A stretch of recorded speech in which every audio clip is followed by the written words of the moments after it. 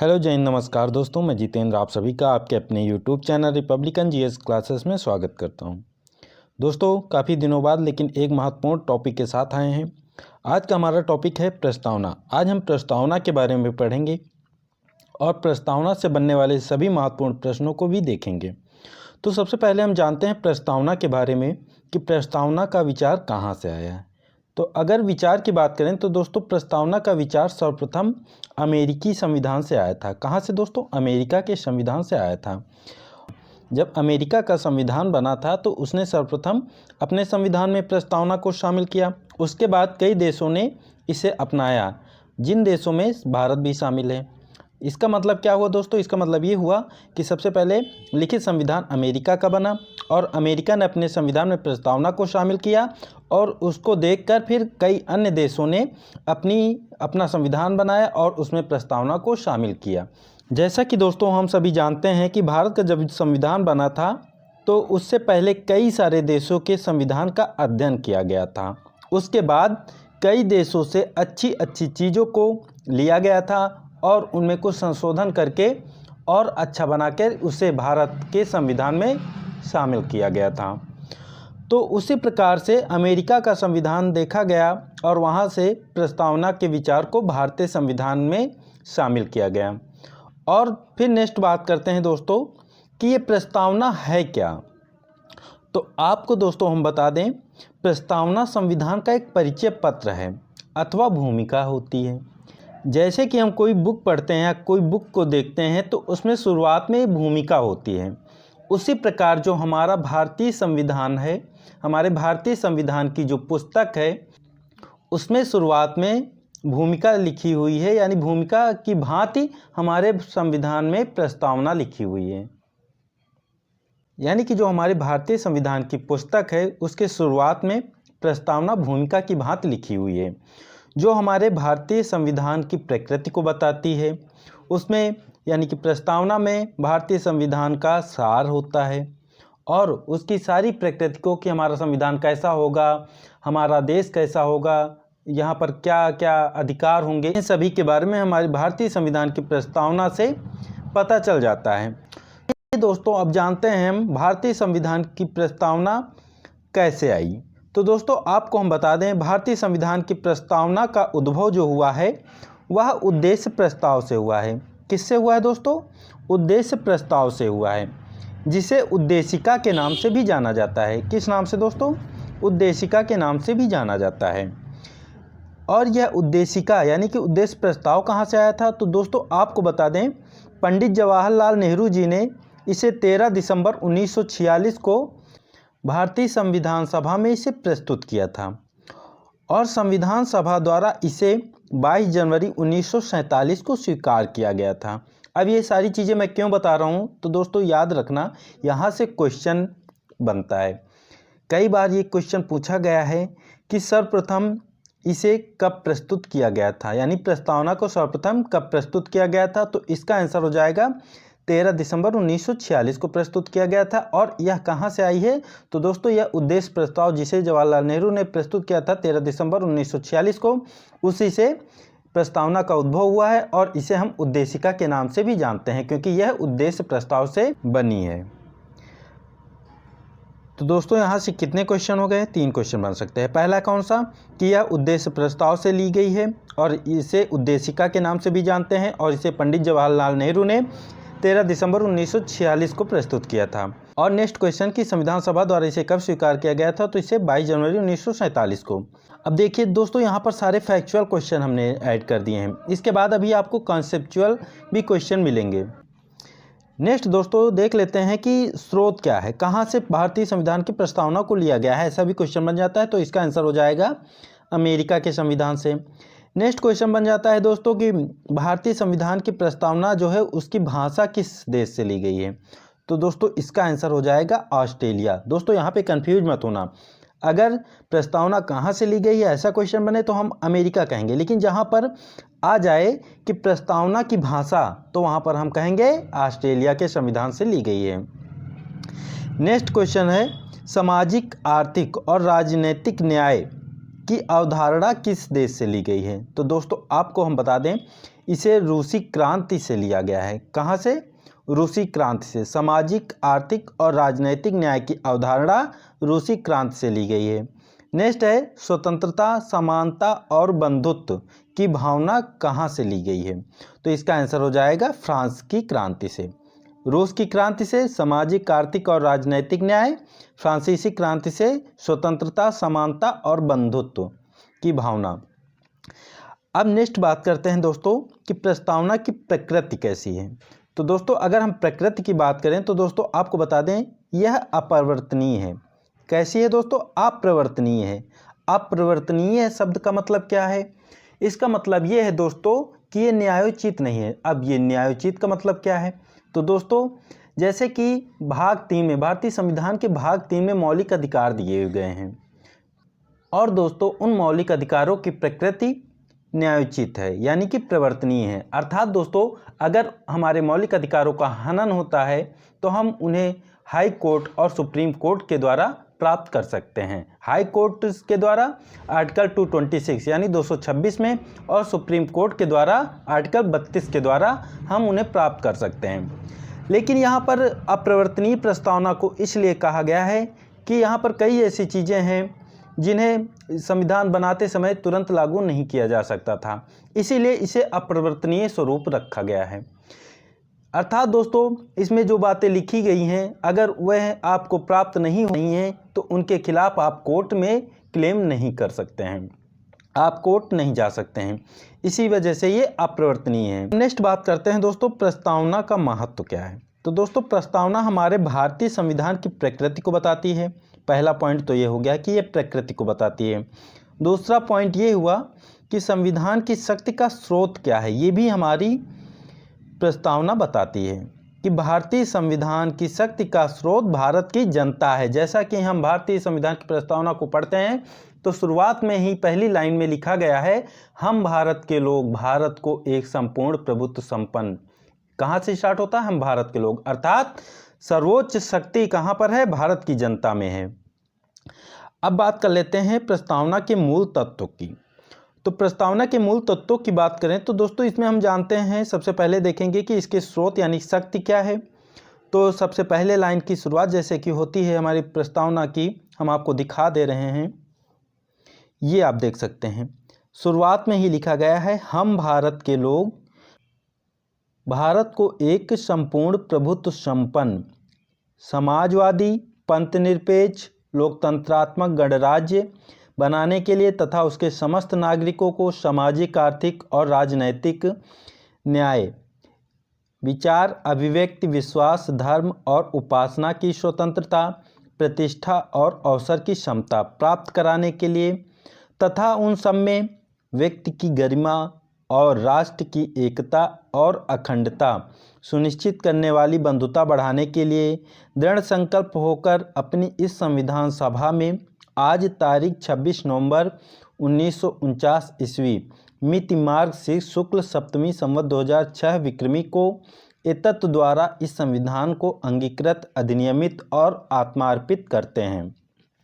दोस्तों पहली चीज़ आप सभी को भारत की संविधान की जो प्रस्तावना है ये याद होनी चाहिए, क्योंकि यहाँ से कई सारे क्वेश्चन बनते हैं। अभी हम आपको एक एक वर्ड को डिफाइन करेंगे। जैसे कि इसमें सबसे पहले हम भारत के लोग, इसको हम डिफाइन कर चुके हैं कि यानी कि सर्वोच्च शक्ति, इसे किसने बनाया है? भारत की जनता ने बनाया है। और इसे किसके लिए बनाया है? भारत की जनता के लिए बनाया है। और दूसरा कि संपूर्ण प्रभुत्व संपन्न का मतलब क्या है? समाजवादी, पंथनिरपेक्ष, ये सारे वर्डों को हम भी एक एक करके डिफाइन करेंगे। आइए देखते हैं इसके तत्वों को। तो सबसे पहले हमने बात की स्रोत यानी शक्ति किसमें है? तो हम भारत के लोग अर्थात जनता में। इसका स्रोत कौन है? भारत की जनता है। और अब बात करते हैं संविधान की प्रकृति की कि इसकी प्रकृति कैसी है। तो हमारी प्रस्तावना से क्या पता चलता है कि हमारा संविधान किस प्रकार का है, इसकी चर्चा करते हैं। तो दोस्तों आपको बता दें, भारत का संविधान हमारा संपूर्ण प्रभुत्व संपन्न है। इसका क्या मतलब है अभी हम जिक्र करेंगे। अभी यहाँ पर पहले देख लेते हैं किन किन शब्दों का प्रयोग किया गया है। समाजवादी है, पंथनिरपेक्ष है, लोकतंत्रात्मक गणराज्य। क्या क्या? हमारा भारतीय संविधान, हमारा भारत एक संपूर्ण प्रभुत्व संपन्न देश है और समाजवादी है, पंथनिरपेक्ष है, लोकतंत्रात्मक गणराज्य है। संविधान के उद्देश्यों का हमें प्रस्तावना से पता चलता है। कैसे पता चलता है? तो हमारी भारतीय संविधान की प्रस्तावना में लिखा हुआ है कि 3 प्रकार के न्याय। कौन कौन से 3 प्रकार के न्याय? 3 प्रकार के न्याय हैं सामाजिक, आर्थिक और राजनैतिक। 3 प्रकार के न्याय प्राप्त कराना भारतीय संविधान का उद्देश्य है। पहला ये एक उद्देश्य हो गया। दूसरा उद्देश्य हो गया स्वतंत्रता। स्वतंत्रता कितने प्रकार की? तो स्वतंत्रता दोस्तों 5 प्रकार की। कितने प्रकार की? 5 प्रकार की। न्याय हमारे कितने प्रकार के थे? 3 प्रकार के। सामाजिक, आर्थिक और राजनैतिक। स्वतंत्रता हमारे 5 प्रकार की। विचार, अभिव्यक्ति, विश्वास, धर्म और उपासना, ये 5 प्रकार की स्वतंत्रता है। फिर उसके बाद समता। कितने प्रकार की? समता हो जाएंगी 2 प्रकार की। कौन कौन सी? प्रतिष्ठा और अवसर की समता। फिर उसके बाद व्यक्ति की गरिमा, राष्ट्र की एकता और अखंडता और बंधुता, ये सब बढ़ाने के लिए, ये लोगों में बंधुता बढ़ाने के लिए और राष्ट्र की एकता और अखंडता को सुनिश्चित करना, ये सभी उद्देश्य हैं हमारे भारतीय संविधान के। अब बात करते हैं नेक्स्ट, इन सभी शब्दों का मतलब क्या है, इसे देखते हैं। तो सबसे पहले हम देखते हैं, भारतीय संविधान की प्रस्तावना को हम पढ़ चुके हैं। सबसे पहले हम देखते हैं हम भारत के लोग। यहीं से हमारी भारतीय संविधान की प्रस्तावना की शुरुआत होती है। तो इसका क्या तात्पर्य है? तो दोस्तों हम भारत के लोग, इसका तात्पर्य यह है कि भारत एक प्रजातांत्रिक देश है। भारत कैसा देश है? एक प्रजातांत्रिक देश है और भारत के लोग ही सर्वोच्च संप्रभु हैं। क्या दोस्तों? भारत के लोग ही सर्वोच्च संप्रभु हैं। अतः भारतीय जनता को जो अधिकार मिले हुए हैं वही संविधान का आधार हैं। अर्थात दूसरे शब्दों में हम कह सकते हैं कि भारत के लोगों द्वारा ही संविधान को बनाया गया है और स्वीकार किया गया है तथा स्वयं को अर्पित अर्थात अपने ऊपर लागू किया गया है। अर्थात भारतीय संविधान भारतीय जनता को समर्पित है। तो क्लियर हो गया दोस्तों कि हमारा जो भारतीय संविधान है वो किसके लिए समर्पित है? भारतीय जनता के लिए। किसने बनाया? भारतीय जनता ने ही इसे बनाया है और स्वयं के ऊपर लागू किया गया है। नेक्स्ट वर्ड है दोस्तों संपूर्ण प्रभुत्व संपन्न। दोस्तों ये कई बार पूछा भी जाता है एग्जाम्स में, तो इसे अच्छे से पढ़ लेना। संपूर्ण प्रभुत्व संपन्न का मतलब है कोई देश अपने आंतरिक और बाहरी मामलों में पूर्ण रूप से स्वतंत्र होता है। पूर्ण रूप से निर्णय लेने के लिए जब स्वतंत्र होता है और किसी विदेशी सत्ता के अधीन नहीं होता है, वह देश अपनी नीतियों को बनाने तथा उन्हें लागू करने में पूरी तरह से स्वतंत्र है और किसी दूसरे देश का आंतरिक तथा बाहरी मामलों में कोई हस्तक्षेप नहीं है। तो वह देश कैसा होगा? वह देश हमारा संपूर्ण प्रभुत्व संपन्न देश होगा, जैसा कि हमारा भारत एक संपूर्ण प्रभुत्व संपन्न देश है। अब यहाँ पर हम बात करते हैं संप्रभुता कितने प्रकार की होती है। तो दोस्तों संप्रभुता 2 प्रकार की होती है। कौन कौन से 2 प्रकार की? एक आंतरिक संप्रभुता, एक बाह्य संप्रभुता। आंतरिक संप्रभुता का क्या मतलब है? दोस्तों आंतरिक संप्रभुता का मतलब ये होता है कि आंतरिक मामले जैसे राजनीतिक, आर्थिक, सामाजिक और धार्मिक, इन सभी मामलों में निर्णय लेने की सर्वोच्च शक्ति अगर उस देश के पास है तो उसे हम संप्रभु कहेंगे। जैसे कि संप्रभुता राज्य की सर्वोच्च शक्ति होती है जिसकी आज्ञा का पालन राज्य की सीमा क्षेत्र के अंतर्गत प्रत्येक व्यक्ति करता है। क्या दोस्तों? संप्रभुता राज्य की सर्वोच्च शक्ति है जिसकी आज्ञा का पालन राज्य की सीमा क्षेत्र के अंतर्गत प्रत्येक व्यक्ति करता है। यह हो गई हमारी आंतरिक संप्रभुता। और इसमें 4 प्रकार के मामले आते हैं: राजनीतिक, सामाजिक, आर्थिक और धार्मिक। इन सभी मामलों में जब राज्य अपने निर्णय स्वयं से लेता है तो उसे हम आंतरिक संप्रभुता कहेंगे। तो दोस्तों हमने जिक्र किया संप्रभुता 2 प्रकार की होती है, आंतरिक संप्रभुता और बाह्य संप्रभुता। आंतरिक संप्रभुता को हमने देख लिया कि राजनीतिक, आर्थिक और सामाजिक और धार्मिक मामलों में निर्णय लेने की स्वयं की शक्ति उस राज्य की आंतरिक संप्रभुता कहलाती है। और बाह्य संप्रभुता का तात्पर्य यह है कि राज्य किसी दूसरी शक्ति की इच्छा के अधीन ना हो तथा दूसरे सत्ता के आदेशों का पालन करने के लिए बाध्य ना हो, तो उसे हम बाह्य संप्रभुता कहेंगे। इसे हम समझते हैं बाह्य मामले में निर्णय लेने की स्वयं की शक्ति अगर देश के पास है तो उसे हम संप्रभु कहेंगे। जैसे कि वैदेशिक मामले। वैदेशिक मामलों में क्या क्या आता है किससे हमें मित्रता करनी है, किससे हमें शत्रुता करनी है, किसके साथ हमें संधि करनी है, कैसी संधि करनी है, किन शर्तों पर संधि करनी है। इन सभी चीज़ों को लेकर जो निर्णय लेने की शक्ति होती है अगर उस राज्य के पास या उस देश के पास होती है तो वह देश संप्रभु कहलाता है। नेक्स्ट बात करते हैं दोस्तों समाजवादी शब्द की। समाजवादी शब्द का अर्थ ये है, भारत में शासन व्यवस्था इस प्रकार से चलाई जाए कि सभी वर्गों को, विशेष रूप से पिछड़े वर्गों को अपने विकास के लिए उचित वातावरण और परिस्थितियां मिले, आर्थिक असमानता कम हो और देश के विकास का फल थोड़े से लोगों के हाथों में ना होकर समाज के सभी लोगों को मिले। अर्थात दोस्तों समाजवादी का मतलब सिर्फ इतना समझ लीजिए कि देश के यानी कि राज्य के समस्त संसाधनों का वितरण इस प्रकार से किया जाए कि लाइन में लगे हुए अंतिम व्यक्ति तक उन संसाधनों का लाभ पहुंचाया जा सके। सिंपल सा मतलब समझ में आया दोस्तों कि जो हमारे पास संसाधन है, जो खाने पीने या कुछ भी वस्तुएं हैं जो हमारे देश में हैं, उन सभी चीज़ों का सभी लोगों में समान रूप से वितरण हो, कोई भी ऐसा ना रहे जो कि भूखा रहे। तो सिंपल सा आपको समझ में आ गया होगा दोस्तों कि समाजवाद का मतलब सभी लोगों में समस्त संसाधनों का समान रूप से वितरण किया जाए, आय की असमानता को जितना ज़्यादा हो सके उतना कम किया जाए। हमारा जो भारतीय संविधान यानी भारतीय समाजवाद है वो नेहरू और गांधी से प्रेरित है। तो दोस्तों भारतीय समाजवाद जो है वो नेहरू और गांधी से प्रेरित है। यह समाजवाद का उच्चतम रूप नहीं है जैसा कि कार्ल मार्क्स का था, जैसे कि चीन या रसिया में था, उस प्रकार का हमारे यहाँ समाजवाद नहीं है। यह गांधी और नेहरू की विचारधाराओं से प्रेरित समाजवाद है। कह सकते हैं कार्ल मार्क्स, गांधी और नेहरू तीनों लोगों के विचारधाराओं का सम्मिश्रण है जो भारतीय समाजवाद है।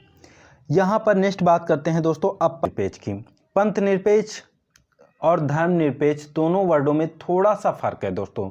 धर्मनिरपेक्ष में हम फ्रांस को काउंट करते हैं बट भारत को धर्मनिरपेक्ष पूर्ण रूप से नहीं कह सकते हैं, थोड़ा सा फर्क है। इसीलिए हमारे भारतीय संविधान की प्रस्तावना में धर्मनिरपेक्ष शब्द को न रखकर पंथ निरपेक्ष रखा गया है। इसका मतलब यह है कि दोस्तों हमारे देश में सभी धर्म समान हैं और उन्हें सरकार का समर्थन प्राप्त है। सभी देशवासियों के साथ समान व्यवहार किया जाएगा, सभी धर्मों के लोगों के साथ समान व्यवहार किया जाएगा, किसी भी विशेष धर्म के लोगों के साथ कोई विशेष व्यवहार नहीं किया जाएगा। यह हमारे भारतीय संविधान की एक महत्वपूर्ण क्वालिटी है। अगर हम बात करें कि पंथ निरपेक्ष यानी कि धर्म से संबंधित जो प्रावधान दिए गए हैं वो भारतीय संविधान में कहाँ दिए गए हैं, तो भारतीय संविधान में अनुच्छेद 25 से 28 में धार्मिक स्वतंत्रता का अधिकार दिया गया है, जो कि भारतीय संविधान के भाग 3 में मौलिक अधिकारों के अंतर्गत अनुच्छेद 25 से 28 में दिया गया है। अब नेक्स्ट बात करते हैं दोस्तों लोकतंत्रात्मक गणराज्य की। तो दोस्तों लोकतंत्रात्मक यानी कि लोकतांत्रिक व्यवस्थाएं दो प्रकार की होती हैं। दो प्रकार की कौन कौन सी? एक वंशानुगत होती है दोस्तों, यहाँ पे थोड़ा सा नू छूटा हुआ है तो यहाँ पे ऐड कर लीजिएगा, वंशानुगत लोकतंत्र, और एक लोकतंत्रीय गणतंत्र। तो इनमें से भारतीय संविधान के अंतर्गत लोकतंत्रीय गणतंत्र को अपनाया गया है। गणतंत्र के अर्थ में दो और बातें शामिल होती हैं। तो दोस्तों यहाँ पर सिर्फ इतना याद रखना कि भारत में लोकतंत्रीय गणतंत्र को अपनाया गया है। वंशानुगत लोकतंत्र क्या है दोस्तों, इसे सिंपल सा समझ लीजिए, जो राजा होता है या कोई विशेष वर्ग होता है उसके बेटे का बेटा राजा बनेगा। ऐसा जब होता है वंशानुसार तो उसे हम वंशानुगत लोकतंत्र कहते हैं। जैसे कि ब्रिटेन में कह सकते हैं वंशानुगत लोकतंत्र है कि वहाँ पर सर्वोच्च शासक राजा ही होता है, लेकिन भारत में जो है वो लोकतंत्रीय गणतंत्र है। अब गणतंत्र के अर्थ में दो और बातें शामिल होती हैं। पहली यह कि राजनीतिक संप्रभुता किसी एक व्यक्ति जैसे कि राजा के हाथों में ना होने के बजाय लोगों के हाथों में होती है। जो शासक होता है वो जनता द्वारा चुना जाता है और वह किसी विशेष वंश या किसी विशेष वर्ग से नहीं आता है। तो हमारे भारतीय संविधान में कैसा लोकतंत्र है? तो हमारा भारत कैसा राज्य है? लोकतंत्रात्मक गणराज्य है। कैसा राज्य? लोकतंत्रात्मक गणराज्य। यहाँ पर जो सर्वोच्च शासक होता है वो जनता द्वारा चुना जाता है और वह किसी विशेष वंश या किसी विशेष वर्ग से नहीं आता है। और दूसरी बात यह है कि दोस्तों कोई विशेषाधिकार प्राप्त वर्ग नहीं होता है, उसकी अनुपस्थिति होती है। इसीलिए हर सार्वजनिक कार्यालय बगैर किसी भेदभाव के प्रत्येक नागरिक के लिए खुला होता है। तो ये हो गई दोस्तों लोकतांत्रिक गणराज्य की बात। अब बात करते हैं नेक्स्ट 3 प्रकार के न्याय दिए गए हैं। दोस्तों हम क्रम से ही चल रहे हैं, जिस प्रकार से भारतीय संविधान की प्रस्तावना में वर्ड लिखे गए हैं उसी अनुसार हम एक एक वर्ड को डिस्कस कर रहे हैं। अब उसके बाद दोस्तों 3 प्रकार के न्याय की बात की गई है। कितने प्रकार के? 3 प्रकार के न्याय। दोस्तों यहाँ से याद रखना है क्योंकि ये कई बार क्वेश्चन पूछा गया है कितने प्रकार के न्याय की बात की गई है, तो 3 प्रकार के। पहला कौन सा? सामाजिक, आर्थिक और राजनीतिक। इनका क्रम भी पूछा गया जाता है कि इन्हें क्रम से लगाइए, जैसे कि हम आपको प्रस्तावना में दिखाई देते हैं कि किस प्रकार से इनका क्रम है। हमने क्रम से ही रखा, लेकिन आप एक बार फिर भी देख लीजिए। यहाँ पे देखिए सबसे पहले क्या है? सामाजिक, आर्थिक और राजनीतिक न्याय। 3 प्रकार के न्याय की बात की गई है। तो सबसे पहले तो हमें ये क्लियर होना चाहिए कि कितने प्रकार के न्याय की बात की गई है। तो 3 प्रकार के न्याय की बात की गई है, सामाजिक न्याय, आर्थिक न्याय और राजनीतिक न्याय। यही इनका क्रम है, सामाजिक, आर्थिक और राजनीतिक। सामाजिक न्याय से तात्पर्य मानव के बीच जाति वर्ण के आधार पर भेदभाव ना माना जाए, यानी मानव के बीच किसी भी प्रकार का जाति भेद ना हो, वर्ण भेद ना हो, सभी लोग आपस में समान रूप से रहें और प्रत्येक नागरिक को उन्नति के समुचित अवसर प्राप्त हों, सुलभ हों। ये हो गया हमारा सामाजिक न्याय। नेक्स्ट है आर्थिक न्याय। आर्थिक न्याय का अर्थ है कि उत्पादन एवं वितरण के साधनों का न्यायोचित वितरण हो और धन संपदा का केवल कुछ ही हाथों में केंद्रीकृत ना हो जाए, इसका विशेष ध्यान रखा जाए। अर्थात दोस्तों जो भी संसाधन हैं, जो भी साधन हैं, उत्पादन के साधन हैं, उन्हें सभी लोगों में समान रूप से वितरण किया जाए। नेक्स्ट है राजनैतिक न्याय। राजनैतिक न्याय का तात्पर्य है, राजनीतिक न्याय का अभिप्राय है कि राज्य के अंतर्गत समस्त नागरिकों को समान रूप से नागरिक और राजनैतिक अधिकार प्राप्त हों, चाहे वह राजनीतिक दफ्तरों में प्रवेश की बात हो अथवा अपनी बात सरकार तक पहुंचाने का अधिकार हो, या चुनाव लड़ने की स्वतंत्रता हो, या वोट डालने की स्वतंत्रता हो, या जितने भी राजनीतिक अधिकार होते हैं वो जैसे कि संपत्ति का अधिकार, मौलिक अधिकार, ये सभी अधिकार जो हैं वो राजनीतिक अधिकार के अंतर्गत आते हैं, वो सभी नागरिकों को प्राप्त हों। अब नेक्स्ट बात करते हैं स्वतंत्रता की। तो भारतीय संविधान की प्रस्तावना में 5 प्रकार की स्वतंत्रता की बात की गई है। कितने प्रकार की? 5 प्रकार की स्वतंत्रता की बात की गई है। पहला कौन सा? विचार की स्वतंत्रता, अभिव्यक्ति की स्वतंत्रता, विश्वास की स्वतंत्रता, धर्म की स्वतंत्रता और उपासना की स्वतंत्रता। तो यहाँ पर सिर्फ इतना याद रखना है दोस्तों कि 5 प्रकार की स्वतंत्रताओं की बात की गई है, 3 प्रकार के न्याय की बात की गई है। और 3 प्रकार के न्याय कौन कौन से हैं? सामाजिक, आर्थिक और राजनैतिक। और स्वतंत्रताएं कितने प्रकार की? 5 प्रकार की। इनका क्रम याद रखना, विचार, अभिव्यक्ति, विश्वास, धर्म और उपासना। ये 5 प्रकार की स्वतंत्रताएं हैं। फिर उसके बाद 2 प्रकार की, कितने प्रकार की? 2 प्रकार की समता की बात की गई है, प्रतिष्ठा की और अवसर। ये 2 प्रकार की समता की बात की गई है। तो क्या क्या हो गया? न्याय की बात करें दोस्तों, न्याय 3 प्रकार के, और स्वतंत्रता कितने प्रकार की? तो 5 प्रकार की, और समता 2 प्रकार की। ये चीज़ें पूछी जाते हैं एग्जाम्स में, कई बार पूछी गई हैं, तो इन्हें आप याद रख लीजिएगा।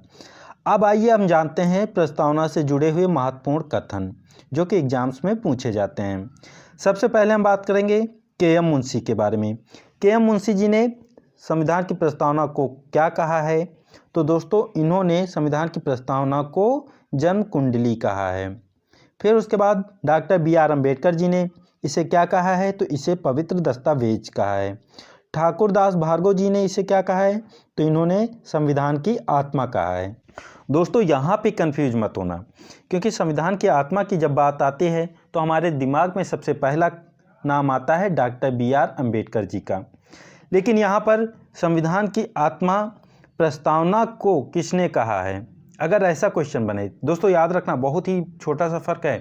प्रस्तावना को संविधान की आत्मा ठाकुर दास भार्गव जी ने कहा है। अगर यहीं पर बात आए कि डॉक्टर बी.आर. अम्बेडकर जी ने संविधान की आत्मा किसे कहा है, तो इन्होंने आर्टिकल 32 को, आर्टिकल 32 को संवैधानिक उपचारों का अधिकार जो मौलिक अधिकारों में है, आर्टिकल 32 में भाग 3 में, उसे संविधान की आत्मा कहा है। किसने? Doctor B R. अम्बेडकर जी ने। अब बात करते हैं N.A. पालकीवाला ने।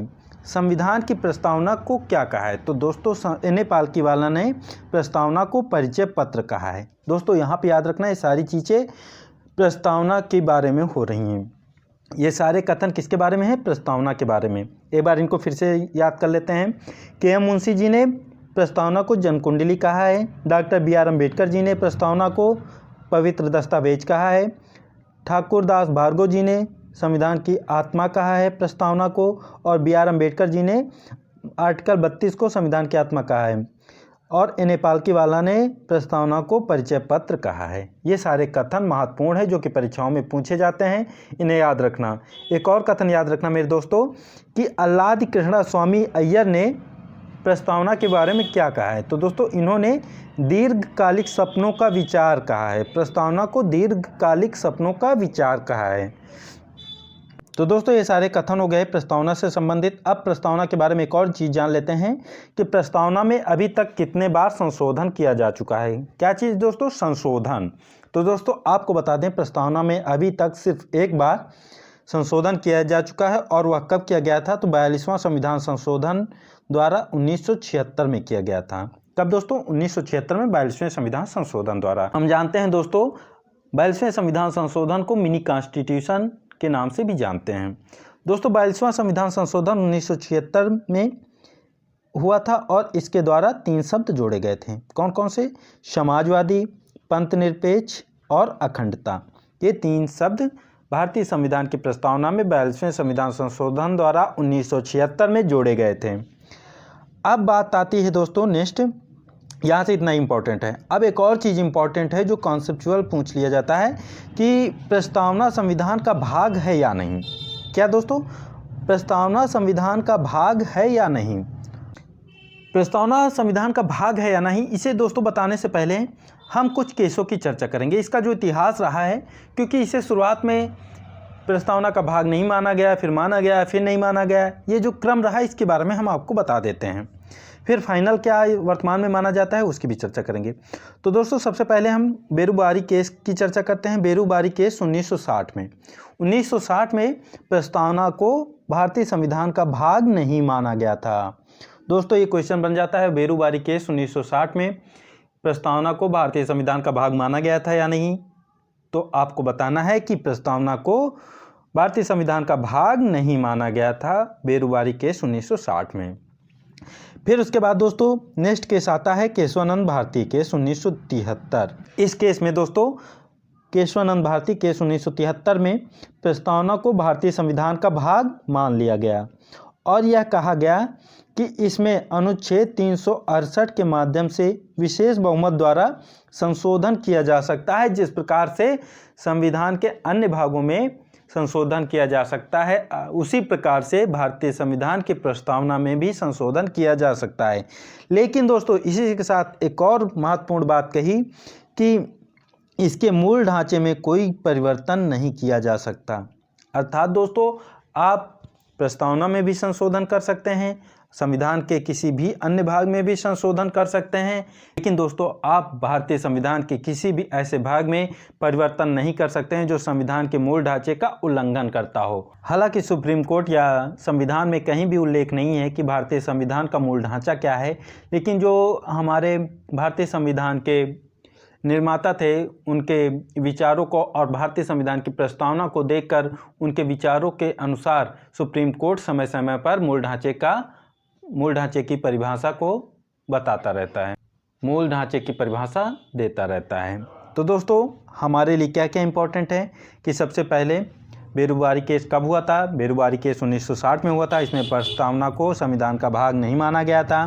फिर उसके बाद एक ऐतिहासिक फैसला आता है केशवानंद भारती केस 1973। इसमें भारतीय संविधान की प्रस्तावना को भारतीय संविधान का भाग माना गया, और इसमें ये भी कहा गया कि संविधान की प्रस्तावना में भी आर्टिकल 368 का प्रयोग करके विशेष बहुमत द्वारा संशोधन किया जा सकता है, जिस प्रकार से संविधान के अन्य भागों में संशोधन किया जा सकता है, लेकिन इसके मूल ढांचे में कोई भी परिवर्तन नहीं किया जा सकता है।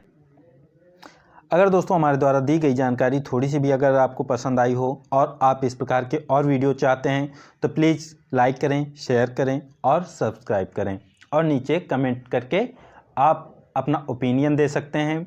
आप हमें बता सकते हैं कि आपको ये वीडियो कैसी लगी। थैंक यू दोस्तों।